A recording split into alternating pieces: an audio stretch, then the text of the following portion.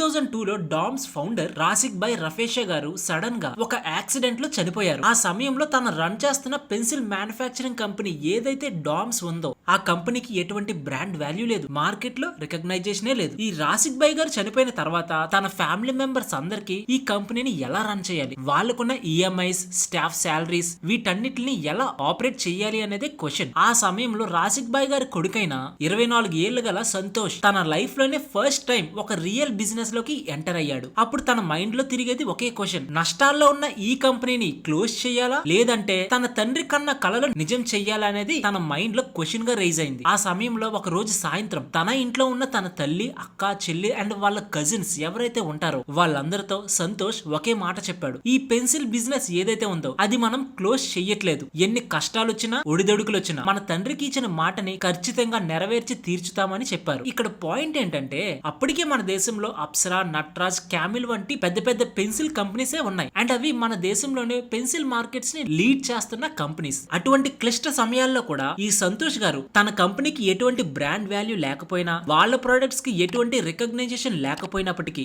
ఈ సంతోష్ రఫేషా గారు 15 ఏళ్లలోనే ఈ డామ్స్ కంపెనీని మన ఇండియాలోనే కాదు ఇంటర్నేషనల్ గా టాప్ స్టేషనరీ బ్రాండ్ గా ఎలా మార్చారనుకుంటున్నారు? మరొక ఇంట్రెస్టింగ్ విషయం ఏంటో తెలుసా? 1990s లో Apsara and Natraj 60% market share కలిగి ఉంటే క్యామిల్ కి 25% అండ్ మిగిలిన 10% ఇతర కంపెనీస్. కానీ 2024 కి వీటన్నిటిని తల తన్నేలా డామ్స్ కంపెనీ మార్కెట్ షేర్ ఎంతో తెలుసా? 29%. ఒకప్పుడు ఎటువంటి రికగ్నైజేషన్ లేని ఈ కంపెనీ ఈ రోజు ఇంతలా ఎలా గ్రో అయింది అనుకుంటున్నారు? అసలు వీళ్ళ స్టోరీ ఏంటి అండ్ వీళ్ళు ఇంత స్థాయికి ఎదగడానికి వీళ్ళు చేసిన బిజినెస్ స్ట్రాటజీస్ ఏంటో కూడా ఈ వీడియోలో మాట్లాడుకుందాం. ఈ కంపెనీ గురించి నేను రీసెర్చ్ చేస్తున్నప్పుడు వీళ్ళ ఫ్యామిలీ మెంబర్స్ ఈ కంపెనీని ఎలా మేనేజ్ చేశారు అనేది ఒక ఇంట్రెస్టింగ్ విషయం చెప్తా. దానిని మాత్రం అస్సలు మిస్ అవ్వకండి. 1970s లో ముంబైలో ఒక స్టేషనరీ కంపెనీలో జాబ్ చేస్తున్న రాసిక్ భాయ్ రఫేషియా గారు అండ్ మరొక వ్యక్తి మన్సుఖ్ రాజాని గారు, వీళ్ళిద్దరూ గుజరాత్ లో ఆర్ఆర్ ఇండస్ట్రీ అనే ఒక కంపెనీని స్టార్ట్ చేసి దాదాపుగా 30 ఏళ్ల పాటు పెన్సిల్ ఓఈఎం మ్యానుఫ్యాక్చరర్ గా బిజినెస్ చేస్తూ ఉండేవారు. అయితే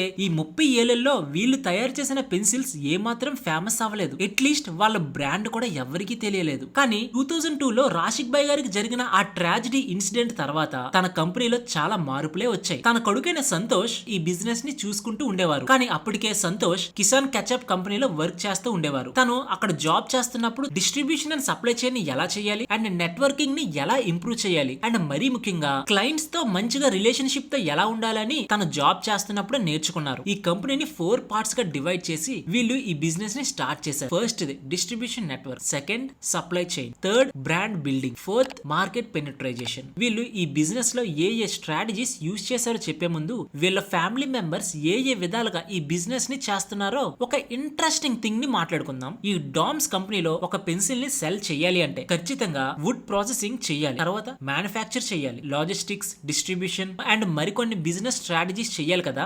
నార్మల్ గా ఏదైనా బిజినెస్ లో వీటన్నిటిని చాలా కాంప్లెక్స్ గా చేస్తూ ఉంటారు. కానీ ఈ కంపెనీలో మాత్రం అలా కాదు. ఈ రాసిక్ భాయ్ తర్వాత వీళ్ళ 4 డాటర్స్ అయిన సంతోష్, చాందిని, సంజయ్, కాతన్ వీళ్ళ నలుగురు ఈ కంపెనీ యొక్క బిజినెస్ ఏవైతే ఉంటాయో వాటిని చాలా పర్ఫెక్ట్ గా డైవర్సిఫై చేశారు. మొదట్లో మనకు కావాల్సింది వుడ్ ప్రొడక్షన్ కదా, దానిని ఈ కేతన్ గారు చూసుకుంటూ ఉండేవాళ్ళు. దాని తర్వాత కావాల్సింది మ్యానుఫ్యాక్చరింగ్ అండ్ అడ్మినిస్ట్రేషన్, దానిని చూసుకోవడానికి చాందిని, సౌమిల్య గారు వర్క్ చేస్తూ ఉండేవాళ్ళు. వీళ్ళు తయారు చేయాల్సిన పెన్సిల్స్ యొక్క day to day quality, processing, optimization ఈ కంపెనీలో ఈ చాందిని, సౌమిల్య గారు వర్క్ చేస్తూ ఉండేవాళ్ళు. అండ్ ఈ కంపెనీ యొక్క మేనేజింగ్ డైరెక్టర్ అండ్ సిఇఓ గా వర్క్ చేస్తున్న ఈ సంతోష్ గారు ఏం చేసేవారో తెలుసా? బిజినెస్ స్ట్రాటజీస్ ని అండ్ ప్రొడక్ట్ డెవలప్మెంట్ మీద వర్క్ చేస్తూ ఉండేవాళ్ళు. అండ్ ప్రీవియస్ గా ఇతను ఏదైతే కిసాన్ కెచప్ కంపెనీలో వర్క్ చేశారో అక్కడ నేర్చుకున్న logistic, distribution and client relationships ఏవైతే ఉండేవో వాటిని కూడా ఈ సంతోష్ గారు చూసుకుంటూ ఉండేవాళ్ళు. అండ్ ఫైనల్ గా సంజయ్ గారు, ఈ కంపెనీలో చాలా ప్రొడక్ట్ ఇన్నోవేషన్స్ జరుగుతూ ఉండేవి. For example art materials. ఈ సంజయ్ గారు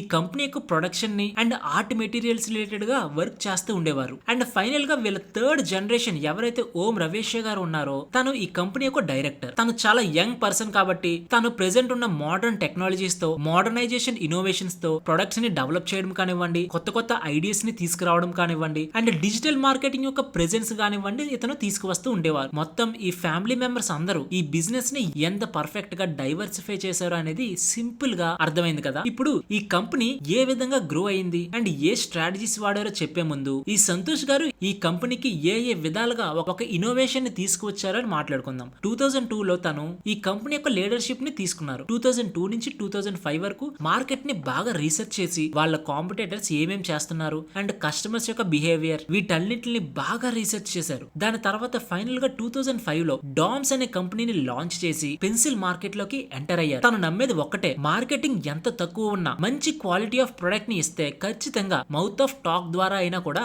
వాళ్ళ ప్రొడక్ట్ ఖచ్చితంగా సక్సెస్ అవుతుంది అని నమ్మకం. మొదట్లో OEM గా స్టార్ట్ అయిన ఈ కంపెనీ వీళ్ళ ప్రొడక్ట్ ఇన్నోవేషన్స్ తో ఈ రోజుకి 3000 డిస్ట్రిబ్యూటర్స్ తో 50,000 రీటైలర్స్ తో వివిధ ప్రొడక్ట్స్ తో వీళ్ళ కంపెనీ చాలా డైవర్సిఫై అవి ఈ రోజు స్టేషనరీ మార్కెట్ లో టాప్ 1 పొజిషన్ గా ఉంది. వీళ్ళు ఇంత స్థాయికి రావాలి అంటే కేవలం వీళ్ళ వర్క్ ని డైవర్సిఫై చేసుకుంటే సరిపోతుందా అంటే కాదు. వీళ్ళు చాలా పర్ఫెక్ట్ గా వీళ్ళ బిజినెస్ స్ట్రాటజీస్ ని యూజ్ చేశారు. వాటి గురించి ఒక్కొక్కటిగా మాట్లాడుకుందాం. ఫస్ట్ విషయానికి వస్తే మ్యానుఫ్యాక్చరింగ్ స్ట్రాటజీ. ఈ డామ్స్ కంపెనీ యొక్క మ్యానుఫ్యాక్చరింగ్ గురించి మాట్లాడాలి అంటే మన ఇండియాలో ఉన్న స్టేషనరీ ఇండస్ట్రీస్ లో ఈ Doms company most integrated manufacturing company అని చెప్పొచ్చు. వీళ్ళకి మన ఇండియాలో టోటల్ గా 14 మ్యానుఫ్యాక్చరింగ్ యూనిట్స్ ఉన్నాయి. నార్మల్ గా ఒక పెన్సిల్ ని మ్యానుఫ్యాక్చర్ చేయాలి అంటే వుడ్ ని తీసుకురావాలి, గ్రాఫైట్ ని పెట్టాలి అండ్ ప్యాకేజింగ్ చేయాలి అండ్ ఫైనల్ గా డిస్ట్రిబ్యూషన్ చేయాలి. మన దేశంలో ఉన్న top companies like Apsara, Nataraj, Camel వంటి పెన్సిల్స్ ఏవైతే ఉన్నాయో అవి ఈ ప్రాసెస్ అన్నిటిని చేసేవి కాదు. వుడ్ ని ఒకరి దగ్గర నుంచి తెచ్చుకుంటే గ్రాఫైట్ ని మరొక దగ్గర నుంచి తెచ్చుకొని వీళ్ళు ప్యాకేజింగ్ చేసి బిజినెస్ చేస్తూ ఉండేవారు. కానీ ఈ డామ్స్ కంపెనీ అలా కాదు. వుడ్, గ్రాఫైట్, ప్యాకేజింగ్ వీటన్నిటిని ఈ కంపెనీ మాత్రమే చూసుకుంటూ ఉండేది. అది కూడా పెద్ద పెద్ద కంపెనీస్ లో కాదు, ఒక చిన్న హోమ్ బేస్ మ్యానుఫ్యాక్చరింగ్ యూనిట్ లో. వీళ్ళు బ్యాక్వర్డ్ ఇంటిగ్రేషన్ ని ఫాలో అవుతారు. వీళ్ళ cost control, quality assurance and supply chain reliability and competitive pricing ప్రతి దానిని చాలా పర్ఫెక్ట్ గా అబ్జర్వ్ చేస్తారు. అండ్ సెకండ్ వీళ్ళ డిస్ట్రిబ్యూషన్ అండ్ డైవర్సిఫికేషన్. నేను ప్రీవియస్ గానే చెప్పాను, ఈ సంతోష్ రఫేషియా గారు ఎవరైతే ఉన్నారో అతను ప్రీవియస్ గానే కిసాన్ కెచప్ కంపెనీలో వర్క్ చేస్తూ ఉండేవారు అని. ఆ జాబ్ వల్ల ఈ సంతోష్ గారికి డిస్ట్రిబ్యూషన్ కానివ్వండి, సప్లై చైన్ కానివ్వండి చాలా పర్ఫెక్ట్ గా అర్థమైంది. ఆ డిస్ట్రిబ్యూషన్ అండ్ సప్లై చైన్ తోటే మన ఇండియాలోని దాదాపుగా 3000 డిస్ట్రిబ్యూటర్స్, 50,000 రీటైలర్స్ తో నెంబర్ 1 పొజిషన్ గా ఈ డామ్స్ కంపెనీ ఉంది. అండ్ వీళ్ళ ఇన్నోవేషన్ దగ్గరికి వస్తేనా, నార్మల్ గా అప్పటి వరకు ఉన్న పెన్సిల్స్ కొంచెం రఫ్ గా వర్క్ చేస్తూ ఉండేవి. కానీ ఈ డామ్స్ ఇన్నోవేషన్ మాత్రం చాలా స్మూత్ గా, డార్క్ గా ఉండడం కోసం పాలిమర్ బేస్ గ్రాఫైట్ ని యూజ్ చేస్తూ ఉండేవారు. అప్పటి వరకు అప్సరా అండ్ పెన్సిల్స్ కేవలం నార్మల్ గ్రాఫైట్ ని మాత్రమే యూజ్ చేసేవారు. కొంచెం రఫ్నెస్ అండ్ కొంచెం లైట్ గా రాస్తూ ఉండేది. అండ్ వీళ్ళ డిజైన్ విషయానికి వస్తే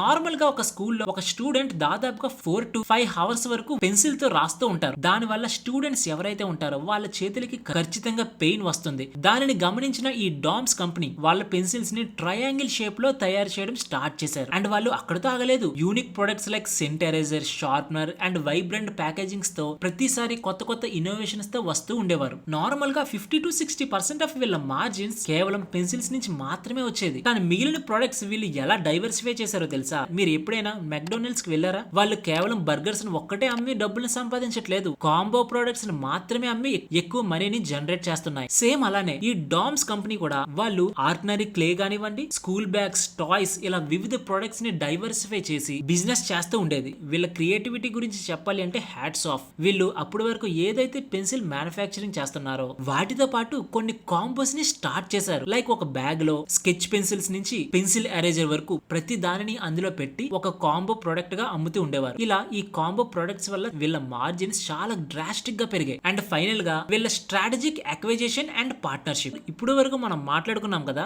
ఈ కంపెనీ చాలా ఇన్నోవేటివ్ గా వీళ్ళ ప్రొడక్ట్స్ ని డైవర్సిఫై చేసుకుంది అని. మొదట్లో వీళ్ళు పెన్సిల్స్ ని మాత్రమే మ్యానుఫ్యాక్చర్ చేశారు. దాని తర్వాత ఇన్ని ప్రొడక్ట్స్ ని ఎలా డైవర్సిఫై చేశారు అనుకుంటున్నారు? దీనికోసం వీళ్ళు మార్కెట్ లో ఉన్న చిన్న చిన్న కంపెనీస్ ప్రతి దానిని కొనేశారు. పేపర్ ప్రొడక్ట్స్ కోసం పియోనర్ స్టేషనరీ, టాయ్స్ కోసం క్లాప్ టాయ్, స్కూల్ బ్యాగ్స్ కోసం స్కిడో ఇండస్ట్రీ అండ్ ప్యాకేజింగ్ కోసం మైక్రోవుడ్ అనే కంపెనీస్ ని బై చేస్తూ ఉన్నారు. అండ్ ఇప్పటికి కూడా మార్కెట్ లో ఏదైనా స్టేషనరీ కంపెనీ ఏదైతే నెంబర్ 1 పొజిషన్ లో ఉందో వాటిని కొందామనే చూస్తున్నారు. అండ్ ఫైనల్ గా వీళ్ళ పార్ట్నర్షిప్. వీళ్ళు స్టార్ట్ అయిన మొదట్లో మన దేశంలో పెద్ద పెద్ద కంపెనీస్ లైక్ హిందుస్థాన్, క్యామిల్ వంటి కంపెనీస్ ఉన్నాయి. వాటిల్ని ఓడించి మరి మన ఇండియాలో నెంబర్ 1 పొజిషన్ కి వచ్చింది. కానీ ఈ కంపెనీ అక్కడతో ఆగలేదు. ఇంటర్నేషనల్ గా డెలివరీ చేయాలి అని ఇటలీకి చెందిన FILA గ్రూప్ తో ఒక పార్ట్నర్షిప్ ని ఏర్పరచుకున్నారు. ఆ పార్ట్నర్షిప్ లో భాగంగా ఈ డామ్స్ కంపెనీలో ఏదైతే 51% షేర్ ఉందో అది FILA గ్రూప్ కి అమ్మేశారు. దీనివల్ల డామ్స్ కంపెనీకి వచ్చిన లాభం ఏంటి అని ఆలోచిస్తున్నారా? ఈ ఇటలీకి చెందిన ఈ కంపెనీకి